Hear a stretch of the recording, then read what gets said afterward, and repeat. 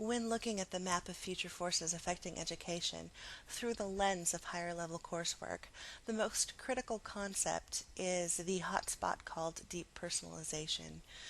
Deep personalization talks about extreme diversity, how people express their strong opinions and distinct identity in their processes of creating and exchanging value. This has a huge implication for education and for higher level coursework in particular. Students, teachers, and the community all need to reassess what a higher level coursework classroom looks like. Who are the students involved? What kind of learning happens there? I think one of the biggest challenges in bringing deep personalization into education is the changing nature of classrooms themselves. There is a clear and kind of understood idea of what a classroom should look like, particularly a higher level classroom. As we start incorporating more of what we've learned from brain research, from differentiation, from some of our data driven studies, that look is changing and that paradigm shift can be very difficult. Now we know that there's no one size fits all. With what we know about brain research and how people learn, we know how to fit more learning styles into higher level classes rather than having individual students competitively individually focusing on memorizing a set of facts. We have collaborative groups that are working to solve problems. This is definitely more accessible and more relevant for a lot of our underrepresented groups.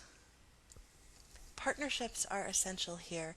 Working with groups like Indian Education and the Cook Inlet Tribal Council allows us to bring some of the things that we know work, like the expanded seminar programs and the focused tutoring, in and bring those to some of our target students in their comfort zone rather than asking them to come out to us.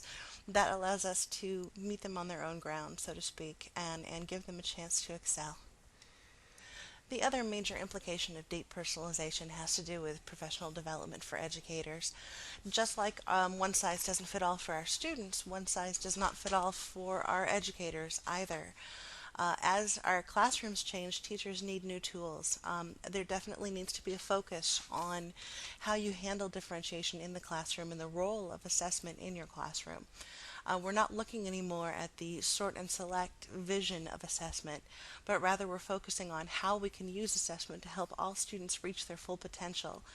These are some significant changes, and teachers need support and need to be part of a collaborative working group as they go through these changes.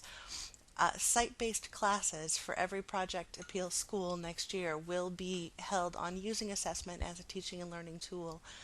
And one of the goals of that is to form some communities of teachers that can support, encourage, and share resources with one another.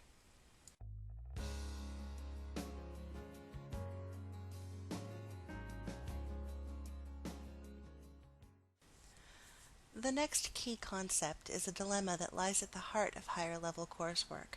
How can we achieve our high standards and the high standards we expect for our students and still provide personalization and differentiation within the classroom to support a variety of learners? Traditionally, students who are successful in higher level coursework classrooms arrive at school with a set of support systems already in place. These systems are not so much due to the student's intelligence or even their potential intelligence, but definitely are more related to their cultural background and their socioeconomic status. These are students who grew up in households with college-educated parents, speaking standard English, and often they have a variety of tutors and advocates working for them outside of the school system. In order for students from traditionally underrepresented groups to be successful in higher level coursework, they also need a support system. That's the system that schools can provide through after school programs, tutoring services, anything that creates a good learning community for students. Probably the most important thing is just having a school culture so that students know that teachers value their work, value their learning, and that we have high expectations for all of our students. Ultimately, it's a combination of effective student supports and universal high standards across a school that will create success not just in higher level coursework, but in all coursework. High standards in the regular classroom translate directly to more students making the transition to higher level work. Working in partnership with the curriculum coordinators and with curriculum guides, teachers can form strong vertical teams that ensure that students get the requisite skills that they need to be successful in higher level coursework. When teachers come together in these vertical teams, the dilemma between high standards and personalization no longer seems like a conflict. Differentiation and other personalized learning techniques become tools that help us get all of our students to the universally high standards that we want them to achieve.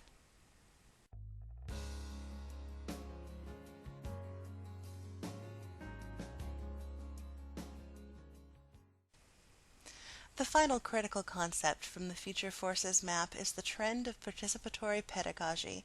Students need more opportunities to take an active role in reflecting on their own learning and making meaning, connecting the things that they learned in the classroom to the schema of their real life. For today's students, a college education is more important than ever before.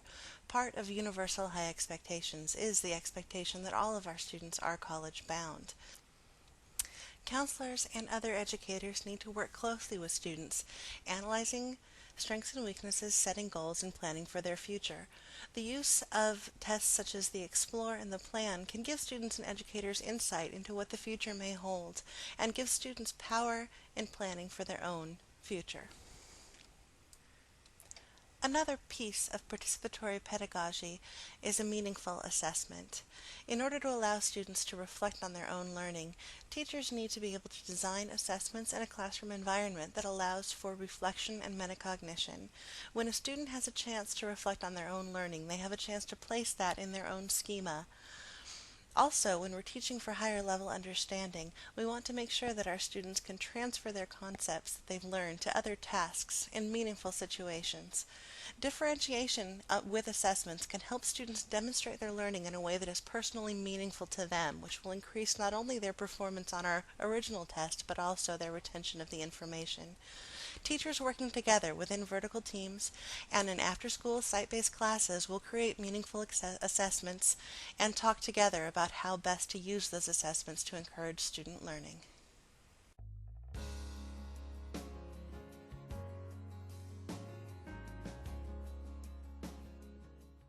To future success.